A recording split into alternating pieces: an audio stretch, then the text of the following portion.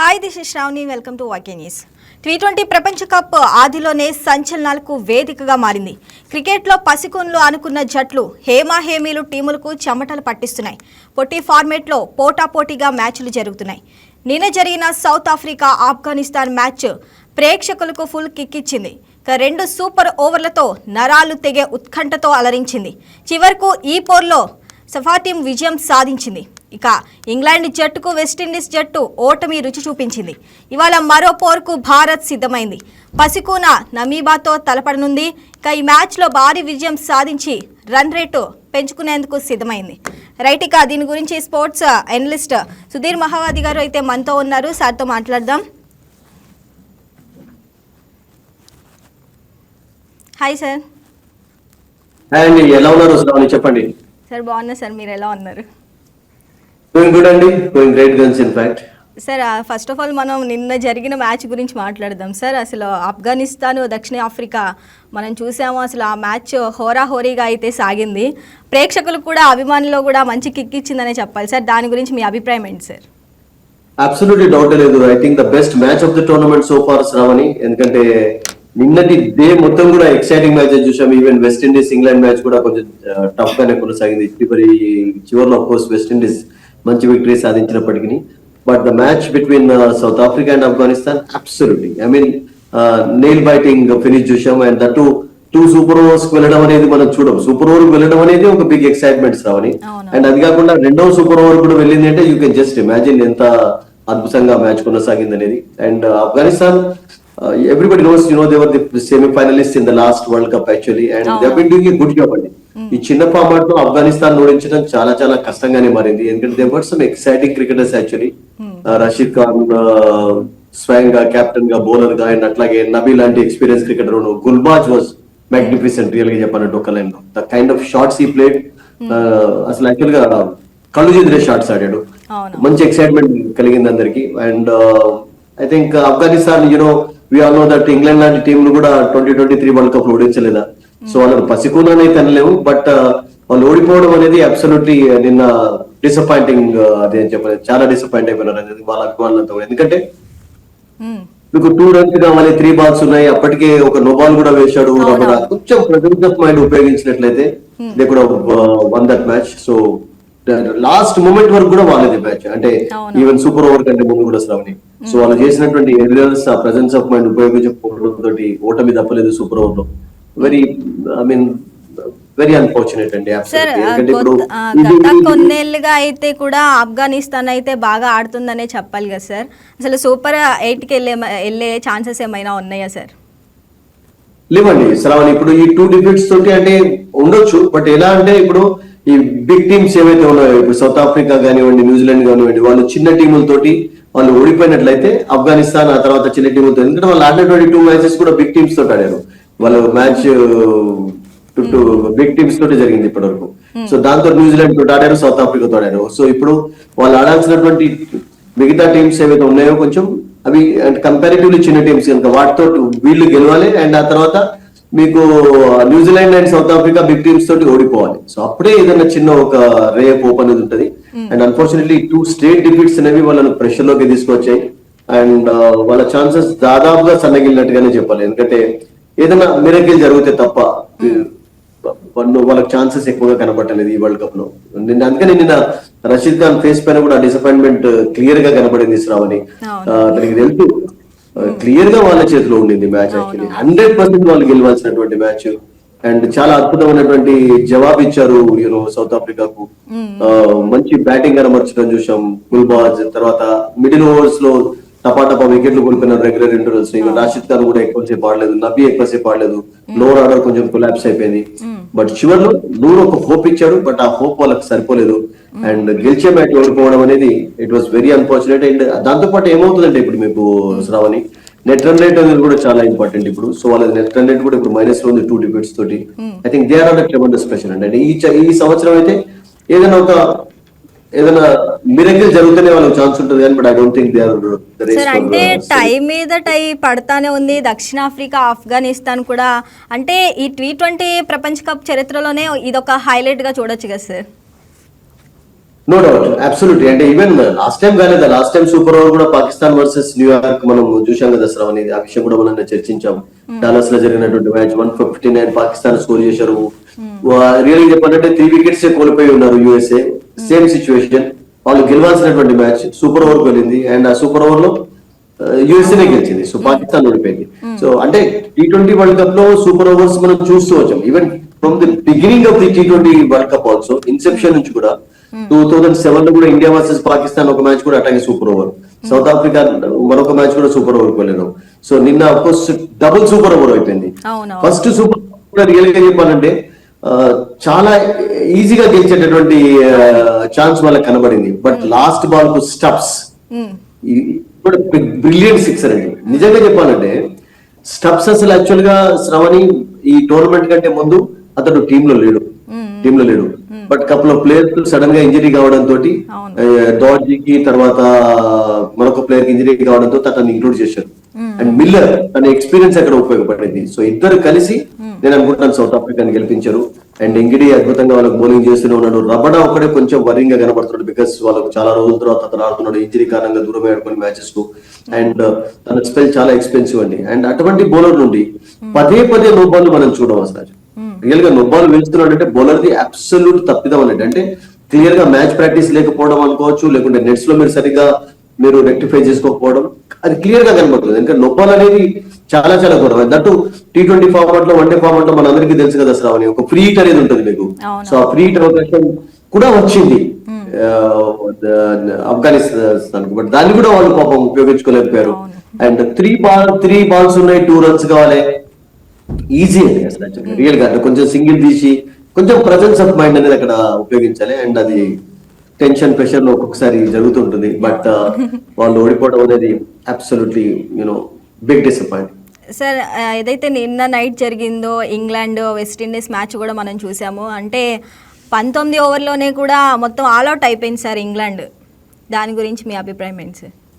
England batting line-ups రావాలి మీరు అన్నట్టుగా కొంచెం బ్రిటిల్ గానే కనబడుతుంది. అంటే వాళ్ళకు అంత స్ట్రెంగ్త్ ఉన్నప్పటికీ కూడా డీప్ గా బ్యాటింగ్ లైనప్ ఉంది కానీ బట్ కొలాప్స్ అయిపోయినారు. మొన్న ఇండియన్స్ అగైన్స్ యూఎస్ఏ ఎట్లనైతే 7 వికెట్స్ వాళ్ళకి 187 పడ్డారు, అట్లాగే కనబడేది నిన్న. Absolutely poor performance by England batters, middle order. And Brook కూడా కెప్టెన్ గా నిన్న రాణించలేకపోయాడు. ఒక బెత్తలో కూడా కొంచెం కన్సిస్టెన్సీ కనబడుతున్నాడు. మీరు చూడండి శ్రావణి, ఫస్ట్ ఓవర్ లో వాళ్ళకు ఏంటంటే డబుల్ ట్రిపుల్ రన్ రేట్ కు తగ్గటువంటి రన్స్ వచ్చాయి. 20+ రన్స్ స్కోర్ చేశారు. గోల్డెన్ ఓవర్ లో 24 వచ్చినట్టున్నాయి. సాల్ట్ స్కోర్ చేయడం, సాల్ట్ ఆట తీరైతే మనం చూస్తే ఇంగ్లాండ్ విన్ అనే అనుకున్నారు. అబ్సల్యూట్లీ అండి, ఈజ్ ఎ ఫెంటాస్టిక్ ప్లేయర్ అండి, డౌటే లేదు. అండ్ క్లీన్ ఈటింగ్ చేస్తాడు. మనం ఈవెన్ IPL లో కూడా అతను కొన్ని మంచి పర్ఫార్మెన్సెస్ చూసాం కదా, కలకత్తా ఆడుతున్నప్పుడు, సారీ మిగతా టీమ్స్ ఆడుతున్నప్పుడు. So is a very good player, డౌటే లేదు. బట్ అన్ఫార్చునేట్లీ ఐ థింక్ అతను అవుట్ అయిన తర్వాత కొంచెం బట్టలు కూడా త్వరగా అవుట్ కావడం అండ్ బెత్తల్ చక్కగా ఆడుతూ అవుట్ కావడం, బ్రూక్ నుంచి ఒక మంచి ఇన్నింగ్స్ చూడలేదు. చివరిలో కొంచెం శామ్ కరణ్ ఆడే ప్రయత్నం చేశాడు కానీ అతనికి ఎవరు సపోర్ట్ ఇవ్వలేదు. ఆర్చర్ కూడా వస్తూనే అవుట్ అయిపోయినాడు. అండ్ ఆర్చర్ కూడా బౌలింగ్ లో ఎక్స్పెన్సివ్ ప్రూవ్ అవుతున్నాడు. బట్ వెస్టిండీస్ కు ఫుల్ మార్క్స్ ఇవ్వాల్సిందే. Rutherford is in terrific form and West Indies team గాని మనం చూసుకుంటే స్పిన్నర్స్ ఉన్నారు కదా సార్, అలాగే చేజ్ గానీ మోటీ గానీ, ముఖ్యంగా వీళ్ళిద్దరు స్పిన్నర్లు ఇంగ్లాండ్ టీం అయితే ఒక టెన్షన్ పెట్టిందని అనుకోవచ్చు కదా సార్? నో డౌట్ అండి, వాళ్ళకు చోటలు కొట్టించారు, అందులో అబ్సల్యూట్లీ డౌట్ లేదు. ఎందుకంటే మోతే గానీ హుస్సేన్ వాళ్ళకు మీరు అన్నట్టుగా చాలా మంచి స్పెల్స్ కనబరిచారు. అండ్ వాళ్ళకు ముఖ్యంగా బ్యాటింగ్ లో స్ట్రెంత్ చాలా చక్కగా ఉంది వాళ్ళకు కూడా డీప్ గా. అండ్ ఎడ్మేర్ అండ్ రాదర్ఫర్డ్ ఇద్దరు లెఫ్ట్ హ్యాండర్స్ ఫామ్ లో ఉండడం కూడా ఒక ప్లస్ పాయింట్ అయిపోయింది. కొంచెం టాప్ ఆర్డర్ లో కింగ్ గానీ హోప్ గానీ కొంచెం మరింత జాగ్రత్తగా ఆడాలి. ఎందుకంటే ఇప్పుడు సూపర్ 8 లో వెళ్లేందుకైతే వాళ్ళకు ఛాన్సెస్ కొంచెం మెరుగుపడ్డాయని చెప్పాలి. ఎందుకంటే 2 మంచి వికెట్లు సాధించారు, నెట్ రన్ రేట్ చక్కగా ఉంది. ఏంటంటూ గ్రూప్ లో ఉన్నటువంటి టఫ్ టీం ఓడించారు. బట్ ఇప్పుడు వాళ్ళకు జరిగే మ్యాచెస్ ఇప్పుడు నేను అనుకుంటాను నేపాల్ తో ఒకటి ఉంది, ఇటలీ తోటి ఒకటి ఉంది. సో ఆ మ్యాచెస్ లో కొంచెం వాళ్ళు జాగ్రత్తగా ఆడినట్టు. ఎందుకంటే ఈ రోజు నేపాల్ చూసాం కదా ఎలా ఎంత చక్కగా అగైన్స్ ఇంగ్లాండ్ ఆడారో, అంతే poor performance against Italy. And Italy I think బోనీ కొడుతున్నారు విక్టరీలో కూడా, అది చాలా దగ్గర ఉంది. మనం డిస్కషన్ స్టార్ట్ చేసినప్పుడు శ్రావణి 69 వితౌట్ లాస్ వాళ్ళు. అండ్ సెకండ్ మ్యాచ్ లోనే వాళ్ళు విన్ సాధిస్తున్నారు అంటే excellent performance by this team, no doubt. Actually చాలా చక్కటి టీం రియల్ గా చెప్పాలంటే. ఎందుకంటే మంచి ప్లేయర్స్ ఉన్నారు. మొజాద్ బ్రదర్స్ ఇద్దరు మొనటి బ్రదర్స్ వాళ్ళు చాలా చక్కగా ఆడుతున్నారు. And I think congratulations for their fantastic performance. ఎందుకంటే నేపాల్ 123కి కట్టడి చేయడం అనేది కూడా it's good effort from them today. Sir మనం చూసుకుంటే శ్రీలంక ఉమెన్ కూడా మార్నింగ్ జరిగింది సార్, దాని మీద విన్ అయింది శ్రీలంక, రెండోసారి కూడా విజయం సాధించింది సార్. వాళ్ళ కండిషన్స్ ను చక్కగా ఉపయోగించుకుంటున్నారు శ్రావణి, ఒక లైన్ లో చెప్పాలంటే. ఎందుకంటే శ్రీలంక లో కొంచెం వికెట్ స్లోగానే ఉంటుంది, బట్ ఈ రోజు 200+ స్కోర్ చేయగలిగారు. ఇప్పటివరకు highest score in the tournament 225. And వాళ్ళకి కుషాల్ మెండిస్ మంచి ఫామ్ లో ఉన్నాడు, కన్సిస్టెన్సీ ఉంది. అండ్ ఇంపార్టెంట్ థింగ్ ఏంటంటే Sravani, captain has come back to his real form అండి. షనక ఎప్పుడైతే ఫామ్ లోకి వచ్చాడో వాళ్ళకు కొండంత బలం వస్తుంది. Is a good player, is a good allrounder. Real చెప్పాలంటే బౌలింగ్ కూడా చేయగలుగుతారు, బౌలింగ్ ఈ మధ్యలో ఎక్కువ చేయటం లేదు, బట్ అతను మంచి బ్యాటర్ యాక్చువల్లీ. అండ్ 20 balls లో హాఫ్ సెంచరీ సాధించి రికార్డు కూడా సృష్టించాడు. అండ్ వండర్ఫుల్ పర్ఫార్మెన్స్ కనబర్చాడు అతను. అండ్ వాళ్ళ దాంతో పాటు మీకు 23-year-old రత్నాయకే కూడా చాలా చక్కగా ఆడుతున్నాడు. అండ్ కుషాల్ మెండిస్ రోల్ కూడా యాజ్ ఎ సీట్ యాంకర్ గా it was excellent today. And మంచి టీమ్ పర్ఫార్మెన్స్. యాక్చువల్లీ హసరంగా లేకుండా మ్యాచ్ గెలిచారు. జస్ట్ ఇమాజిన్, యాక్చువల్లీ ఈ రోజు హసరంగా కూడా టీమ్ లో లేడు. సో చమీరా వికెట్లు తీసుకున్నాడు, తర్వాత ఫస్ట్ ఓవర్ వికెట్లు పడ్డాయి. Pathirana is doing a good job. తర్వాత తీక్షణ చక్కటి బౌలింగ్ కనబరుస్తున్నాడు. అలాగే కమిందో మెండుస్ కూడా లిటిల్ క్యామియో ఇన్నింగ్స్ ఆడాడు and is doing a good job as an allrounder. మళ్ళీ ఫామ్ లోకి వస్తున్నాడు. సో శ్రీలంక ఇప్పుడు దాని ఏమంటారంటే ఒక మంచి టీం లాగా కనబడుతుంది. సార్ మొన్న ఐర్లాండ్ కూడా శ్రీలంక ఆడింది కదా సార్? ఆడింది, వాళ్ళకి కొంచెం కష్టపడ్డారు, బట్ ఇవ్వలేదు యాక్చువల్లీ. అది కూడా మంచి వికెట్ సాధించారు. అండ్ వాళ్ళకి అన్నిటికంటే టఫ్ మ్యాచ్ ఏంటంటే ఆస్ట్రేలియా, బట్ ఆస్ట్రేలియాను కూడా ఓడించే ఛాన్సెస్ ఉంటాయి. ఎందుకంటే గతంలో ఆస్ట్రేలియా శ్రీలంకలో జరుగుతుంది కనుక హోమ్ అడ్వాంటేజ్ అని ఉంటుంది. That is suppose the toughest match. And వాళ్ళకి దాంతో పాటు జింబాబ్వే కూడా ఉంది. జింబాబ్వే కూడా మీకు అంత తక్కువ టీం ఏం కాదు అని. సో ఈ 3 teams మధ్యలో కాంపిటీషన్ ఉంటుంది కానీ, బట్ 2 straight wins తోటి నాకు ఏమనిపిస్తుందంటే ఐ థింక్ శ్రీలంక ఆల్మోస్ట్ వాళ్ళ ఛాన్సెస్ ను మెల్లమెల్లగా బలపరుచుకుంటున్నారు సూపర్ 8 లో వెళ్ళడానికి. Australia only played 1 match actually. And Sri Lanka they are absolutely మీరు అన్నట్టుగా మంచి ఫామ్ లో కనబడుతున్నారు ఈ టోర్నమెంట్. సార్ ఇటలీ నేపాల్ సంగతి కానీ మనం మాట్లాడితే కానీ స్కోర్ వచ్చేసి నేపాల్ది 123 మాత్రమే ఉంది సార్. ఈ రోజు 90 for 3 నుంచి కొలాప్స్ అయిపోయినారు. అంటే లాస్ట్ 7 wickets మీకు 30 runs లో పడ్డాయంటే ఇటలీ బౌలర్స్ చాలా మంచి బౌలింగ్ కనబడతారు. అండ్ ఆ తర్వాత మీకు మొజాయిక్ బ్రదర్స్ ఎంత అద్భుతమైనటువంటి స్టార్ట్ ఇచ్చారు చూసాం కదా. అవునవును సార్. నైట్ వచ్చేసరికి భారత్ నమీబియా, అంటే నమీబియా అంటే ఒక చిన్న టీం గానే మనం చూడాలా సార్ ఇప్పుడు భారత్ తో తలబడనుంది. అసలు యాక్చువల్గా చిన్న టీం అని దీన్ని చూసే ఛాన్స్ కనబట్టలేదు. మీరు ఆఫ్ కోర్స్ మీరు హెడ్లైన్స్ లో పసుకున్నా అని అనొచ్చు నమీబియా అని కానీ, బట్ నమీబియా మీరు అన్నిటికంటే కొన్ని ఆల్ టీమ్స్ తో కంపేర్ చేసినట్లయితే ఇప్పుడు అసోసియేట్ మెంబర్స్ లో ఇది కొంచెం తక్కువ టాలెంట్ గా, బట్ యూ కాంట్ అండర్ఎస్టిమేట్ అండి. బట్ ప్రాబ్లం ఏంటంటే ఇక్కడ ఇండియా లాస్ట్ మ్యాచ్ లో చేసినటువంటి కొన్ని ఎర్రర్స్ ఏవైతే ఉన్నాయో వాటి కొంచెం రెక్టిఫై చేసుకోవాలి. ఎందుకంటే ఫస్ట్ మ్యాచ్ లో I think they struggled against America. మనం డిస్కస్ చేసాం 47 for 5 నుండి 76 for 7 కావడం, 6 కావడం, తర్వాత 118 for 7 బ్యాటింగ్ కొలాప్సెస్ కనబడ్డాయి. రెగ్యులర్ ఇంటర్వెల్స్ లో వికెట్స్ కోల్పోతూ వచ్చారు. అండ్ ఇంకా ఇందులో మరొక విషయం ఏంటంటే శ్రావణి ఈ రోజు అభిషేక్ శర్మ ఆడే ఛాన్సెస్ కూడా లేవు. ఐ థింక్ అతన్ని సంజు సామ్సన్ రిప్లేస్ చేసేలాగా కనపడుతున్నాడు. అంటే మళ్ళీ పాకిస్తాన్ మళ్ళీ 15th మ్యాచ్ ఉంది సార్. మళ్ళీ అప్పుడు ఏమైనా అభిషేక్ శర్మ వచ్చే అవకాశం ఉందంటారా? ఉంటుంది. అంటే ఫస్ట్ ఆఫ్ ఆల్ ఈ మ్యాచ్ లోనైతే సంజు సామ్సన్ ఓపెన్ చేస్తాడు. ఎందుకంటే అతనికి స్టమక్ ప్రాబ్లం ఉంది. ఈ was hospitalised also, but team లో జాయిన్ అయినాడు కానీ ఇమీడియట్ గానే అయితే అతన్ని ఆడిపించారు ఈ రోజు, డౌటే లేదు. అంటే నేను సంజు సామ్సన్ చాలా ప్రాక్టీస్ చేశాడు అంటే ఇట్స్ క్లియర్ ఇండికేషన్. అండ్ ఈ was hitting the ball well also in the nets. Ishan Kishan and Sanju Samson ఇద్దరు ఓపెనింగ్ చేస్తారు శ్రావణి, అందులో డౌట్ లేదు ఈ రోజు. And of course Tilak Varma, Suryakumar Yadav, తర్వాత బుమ్రా ఆడే ఛాన్సెస్ ఎక్కువ కనబడుతున్నాయి. బుమ్రా కూడా ఫుల్ గా అంటే నిన్న తన ఎనర్జీ మొత్తం ఉపయోగించి కూడా ఒక 2 hours కంటిన్యూస్ గా బౌలింగ్ చేశాడు, ప్రాక్టీస్ చేశాడు, చాలా ఓవర్స్ వేశాడంటే Bumrah is going to be included today. Siraj of course కొంచెం అంటే రెస్ట్ అనుకుంటాను ఈ మ్యాచ్ లో. మిగతా మెంబర్స్ నేను అనుకుంటాను అంత చేంజ్ చేయకపోవచ్చు. అక్షర్ పటేల్ ఉంటాడు ఢిల్లీ కనుక హోమ్ ప్లేస్. అండ్ కుల్దీప్ ఏమైనా ఎక్స్ట్రా బౌలర్ గా స్పిన్నర్ గా ఆడిస్తారా, that is only question mark. కానీ బట్ అదర్వైజ్ ఏం చేంజెస్ అయితే కాకపోవచ్చు. Only Sanju Samson playing in place of Abhishek Sharma, Bumrah playing in place of Siraj. These 2 changes mandatory అండి. సార్ అసలు ఈ రోజు ఒక 200+ ఏమైనా అవకాశం ఉందంటారా స్కోర్? వెల్ అలా కావాలంటే ఇండియా ఫస్ట్ బ్యాటింగ్ చేయాలి, టాస్ గెలవాలి, బ్యాటింగ్ ఎంచుకోవాలి. నమీబియా టాస్ గెలితే వాళ్ళు బౌలింగ్ తీసుకుంటారా batting, we don't know that actually ఇది. బట్ ఛాన్సెస్ ఉన్నాయి. ఎందుకంటే 200+, మీరు మంచి క్వశ్చన్ అడిగారు. మీరు లాస్ట్ 2 years లో ఇండియన్ స్కోర్స్ డజన్ కంటే ఎక్కువగా అసలు యాక్చువల్గా 200 స్కోర్స్ చేసినటువంటి టీం ఇండియానే. మిగతా టీం టాప్ టీమ్స్ ఏవైతే ఉన్నాయో ఇంగ్లాండ్ కానీ ఆస్ట్రేలియా 7-7 మాత్రమే, అంటే 5-6 టైమ్స్ ఎక్కువగా 200 స్కోర్ చేయగలిగారు. మనం రీసెంట్ గా కూడా సౌత్ ఆఫ్రికా అగైన్స్ 271 చూడలేదు మనం తిరువనంతపురంలో త్రివేంద్రంలో. కూడా match it was actually brilliant గా ఆడారు. అండ్ 200 ఢిల్లీలో సాధ్యం కావచ్చండి శ్రావణి, ఎందుకంటే it's very small ground, dimensions తక్కువ ఉంటాయి స్క్వేర్ లో, తర్వాత మీకు సిక్సెస్ ఎక్కువగా సాధించే అవకాశం ఉంటుంది బ్యాటర్స్ కు, టెంప్ట్ కూడా అవుతుంటారు స్కోర్ చేయడానికి. సో ఆ ఛాన్స్ అబ్సల్యూట్లీ మీరు అన్నట్టుగా ఉండొచ్చు. అండ్ మీరు అన్నట్టుగా 200 స్కోర్ చేసినట్టయితే ఏవైతే బ్యాటింగ్ ఎర్రర్స్ చిన్నవి కనబడ్డాయో ముంబైలో వాటి నుంచి కొంచెం కంబ్యాక్ చేసే అవకాశం ఉంటుంది. అండ్ మీరు అడిగిన క్వశ్చన్ కి జవాబు చెప్పాలంటే పాకిస్తాన్ అగైన్స్ మ్యాచ్ కూడా జస్ట్ డే ఆఫ్టర్ టుమారోనే ఉంది కనుక, అంటే 15th రోజు, రేపు ఇక శ్రీలంకకు వెళ్లాల్సిందే. There is no time at all. 13th 14th ఆ తర్వాత 15th మ్యాచ్ ఉంది. అండ్ దానికంటే ముందు మీరు అన్నట్టుగా కొంచెం బ్యాటర్స్ కూడా కొంచెం మంచి కాన్ఫిడెన్స్ కూడా వస్తుంది. And I think they can be ready for that match actually. Sir, ఏదైతే మొన్న యుఎస్ మీద భారత్ కొంచెం తడబాటుగా జరిగింది, అలాంటి ఛాన్సెస్ ఇవాళ ఏమైనా ఉంటాయి అంటారా? ఎవ్రీ టైం ఇట్ కాకపోవచ్చు, ఎందుకంటే ఒక్కొక్కసారి జరుగుతుంటుంది మీరు అన్నట్టుగా ఎంత స్ట్రాంగ్ బ్యాటింగ్ లేనప్పుడున్నటువంటి టీం. బట్ మీరు అన్నట్టుగా ఈ మధ్యలో రీసెంట్ గా జరగలేదు, ఇండియా అలా కొలాప్స్ కావడం అనేది చాలా రేర్ గా అరుదుగా చూస్తున్నాం. ఎందుకంటే డీప్ బ్యాటింగ్ లేనప్పుడు ఎవరో వాళ్ళు సెట్ అవుతున్నారు. సూర్యకుమార్ యాదవ్ ఫామ్ లో లేనప్పుడు తిలక్ వర్మ ఆడడం చూసాం, సంజు శాంసన్ ఆడడం చూసాం. సూర్యకుమార్ యాదవ్ ఫామ్ లో వచ్చిన తర్వాత అతను ఆడుతున్నాడు, మిగతా వాళ్ళు ఆడుతున్నాడు. అభిషేక్ శర్మ లేకున్నా కానీ ఈరోజు సంజు శాంసన్, ఇషాన్ కిట్ ఎవరైనా ఒకళ్ళు సెట్ అయితే సరిపోతుంది.